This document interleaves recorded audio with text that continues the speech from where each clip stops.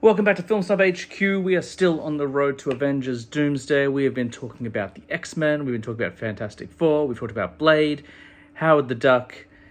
I keep naming them. You know who I'm talking about. I keep repeating myself, but you might be new here. So if you're new, welcome. This is episode 13 or 14 or something around there. I've been doing all the Marvel flicks, all the way from Howard the Duck in 1986. I'm going all the way up until Avengers Doomsday, which will release later this year. This week, the final movie from 2005. There are only two of them in 2005. We talked about Elektra last time. This time we are talking about the official debut of Marvel's first family, the Fantastic Four. There was one, of course, back in 1994, which was never released, produced by Roger Corman. We talked about that one. It's well worth your time. But this is the official one. And if you're from my generation, if you're my age, this will be the definitive Fantastic Four film thus far. I will say, I've talked about it a lot. The 2025 version, First Steps, is my favorite version of that family and that film. I just really connected with it in a way I didn't think was possible. However, don't sleep on this one. This is my double pack. We'll talk about Rise of the Silver Surfer in a few episodes' time. But this flick is great. It is the exact same kind of style and feel of Spider-Man and X-Men. Like all these Marvel films from the early 2000s to mid-2000s have the same kind of tonal feel, even though produced by different studios. But just like Spider-Man, this one really embraces its comic book origins and heritage. They're all wearing colorful costumes. They're not afraid to be silly. The film has two tones. Whenever you're with the four, it's fun, it's light, it's silly. There's a lot of comedy, even though I think this version of the Human Torch is a little bit mean. He's quite cruel to Ben Grimm in particular. It's still a really fun dynamic. And then when you switch to Doom, it gets very dark and serious. And even though he's wearing a silly costume, like he's blowing holes in people with his powers. It's insane.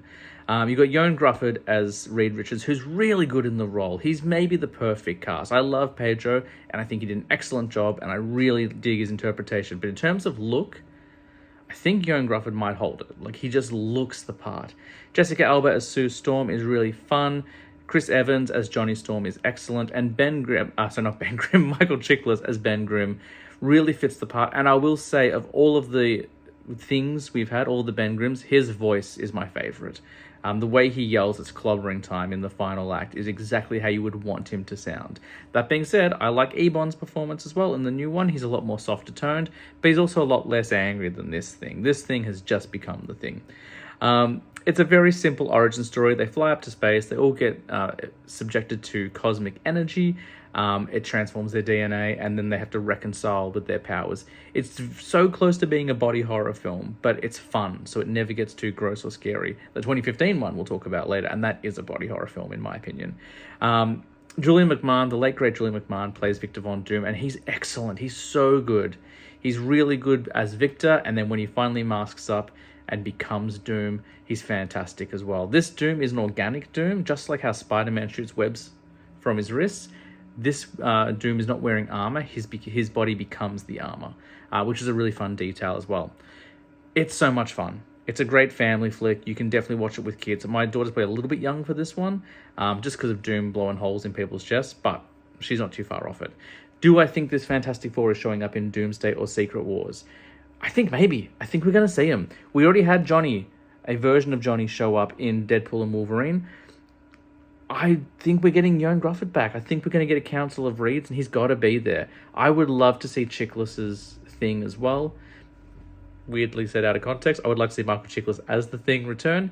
And Jessica Alba, I think, would be a great Sue Storm as well. So I do hope we get them back. I think we're going to at least get Ioan Gruffudd. Sadly, we won't get Julian McMahon. He passed away last year.